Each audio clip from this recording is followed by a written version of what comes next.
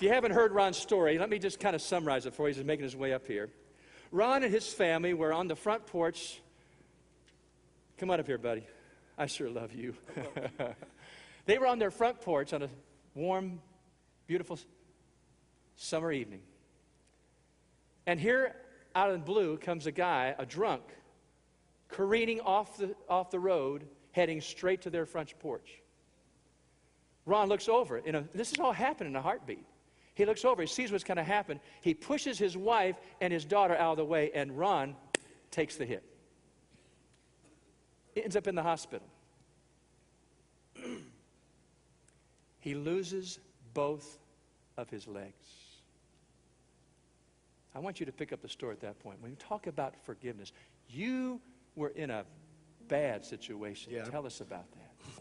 I was angry. Of course. I was mad. I was frustrated. I couldn't get it off my mind what he did to me. The human part of me was just, I wanted to get back. But the Christian part of me just kept drawing me towards the Bible. I kept reading, and I still wasn't getting that forgiveness. It was in my heart and my mind. I was just hatred.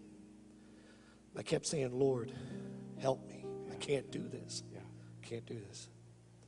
I went to my first operation on my left side. I still had that in my heart and my mind. There was no forgiveness there. It was hatred. I come out of that. I was in a lot of pain. Again, I cried out to the Lord, Lord, I can't do this. Help me forgive him. I kept reading the Bible and reading the scriptures and just praying. Come up to my next operation for my right leg, and God touched me. It went away. It went away from my heart. It went away from my mind. I began to shout out, Lord, be with him. You began to pray for him. Yes. And wow. I can't explain it. I knew then I had the forgiveness that I needed. But you cried out to the Lord. You pressed into God. It was a process. There were yes. several. It was a process that moved that. Now, fast forward. You've lost your legs. You're beginning the process of rehabilitation. You end up in court about a year later. Yes. The wheels of justice grind slowly, but they do grind. They grind slow, yes. But and you were in that courtroom. Yes. And here's the guy that did this to you. They said, Ron, you can't look at him. You can't talk to him. You just got to stand up and talk. And I knew this was a God moment, because when I got up there, it took me a minute, because I just started walking. And he looked over at me, and I knew then that was God. And I turned over to him, and I looked at him, and I said, brother, I forgive you. And he looked at me, and he went, what? I said, I forgive you. And not only do I forgive you, I said, I love you. And I said, I'm going to pray for you every day that you're in there. And I thought the security guards were going to lead me out of there. I really did. And no one said nothing. It was silent. And he continued to stare at me with that stare.